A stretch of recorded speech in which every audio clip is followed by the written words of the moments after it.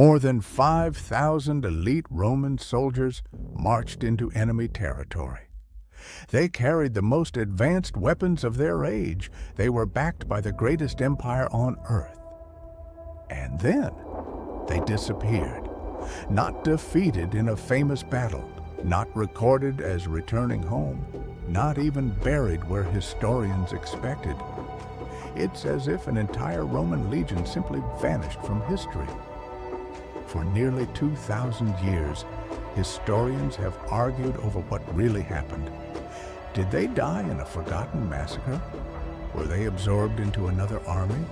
Or did some of them survive long enough to change history in ways no one expected? To understand why one of Rome's greatest military mysteries still refuses to die, we have to go back to the edge of an empire that believed it could conquer the world.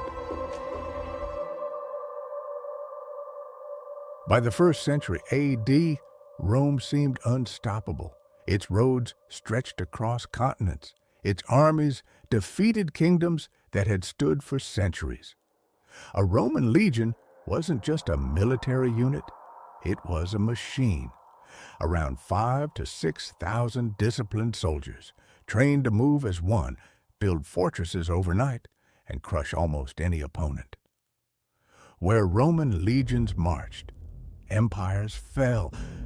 But there was one region Rome struggled to control: the dense forests of Germania. Unlike the cities Rome had conquered elsewhere, Germania offered almost nothing familiar. No grand capitals, few roads, only endless woods, rivers, and fiercely independent tribes. Roman generals believed these tribes would eventually submit. They couldn't have been more wrong, and one trusted ally was about to prove just how dangerous overconfidence could become. His name was Arminius. To Rome, he was the perfect ally.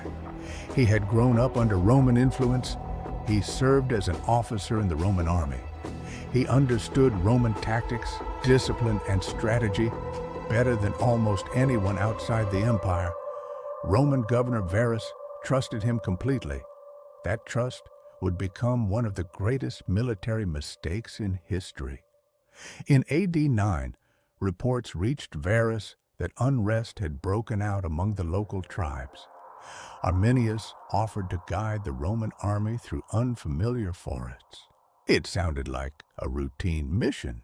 Instead, it was a carefully planned trap, and the Romans marched directly into it. The army wasn't traveling lightly. Alongside thousands of legionaries came cavalry, servants, merchants, families, wagons, supplies, and livestock. The marching column stretched for miles. Rain turned the roads into mud.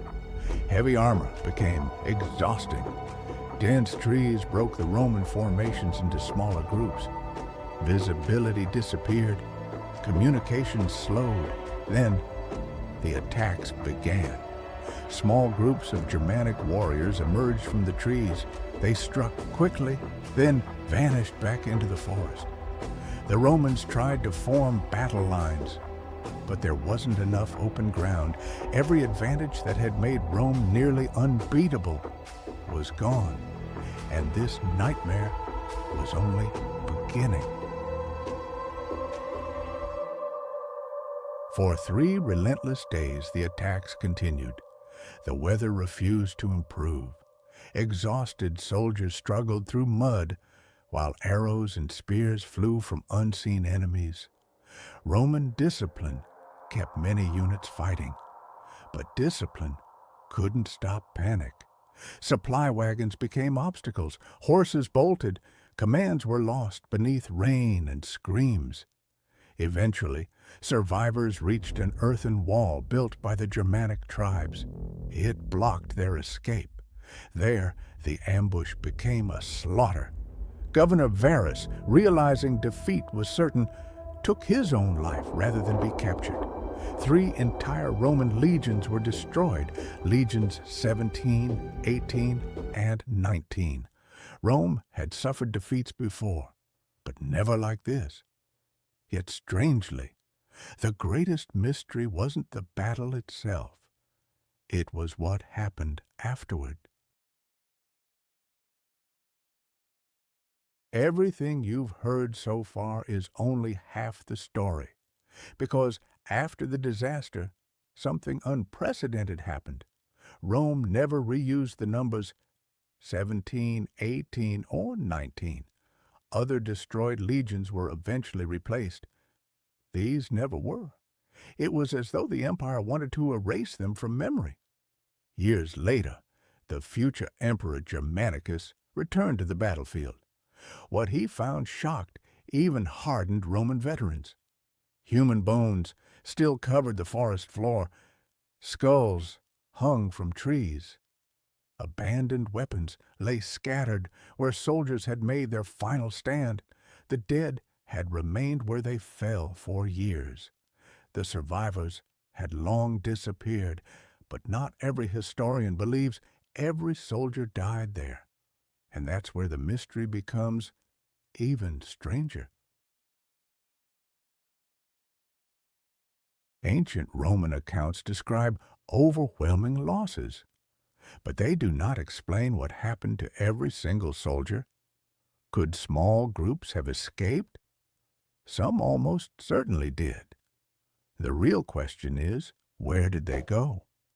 Over the centuries, remarkable theories began to emerge. One of the most famous claims suggests that surviving Roman soldiers somehow traveled east and eventually reached ancient China. The theory gained attention after historians noticed similarities between certain military formations described in Chinese records and Roman tactics.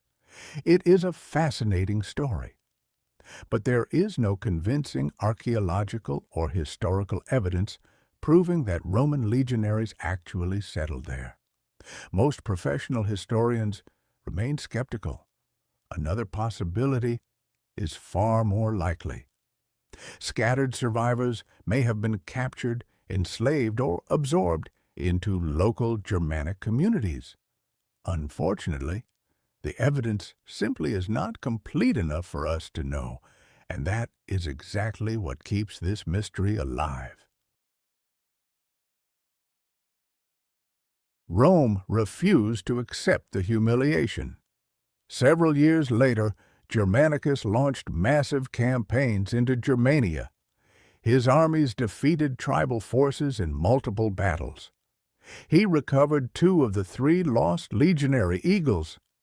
Those golden eagle standards symbolized the honor of an entire legion. Recovering them mattered deeply to Rome. The 3rd eagle would be recovered decades later through diplomacy rather than battle. It was a symbolic victory, but symbolism couldn't erase reality. Rome never permanently conquered Germania beyond the Rhine. The disaster changed imperial strategy forever.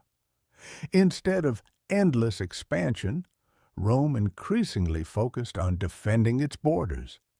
One ambush had altered the future of an empire. For centuries, historians searched for the battlefield itself. Then, in the late 20th century, archaeologists uncovered something extraordinary near Kalkriess in modern Germany. Thousands of Roman artifacts, coins, armor fragments, weapons, human remains. Evidence of violent fighting spread across the landscape. Many scholars now identify Kalkriess as at least part of the battlefield where the disaster unfolded. Yet even today, questions remain. Exactly how the fighting unfolded, how many soldiers escaped, and what became of every survivor may never be fully answered. An entire Roman army marched into the forest believing they represented the strongest empire on earth. Instead, the forest swallowed them, not completely forgotten, but never completely understood. And perhaps That's why this story still captivates us after 2,000 years. Because history doesn't always leave us with answers. Sometimes it leaves only footprints that disappear beneath the trees. If you had been the Roman commander that day, would you have trusted Arminius? Or would you have turned your army around before entering the forest?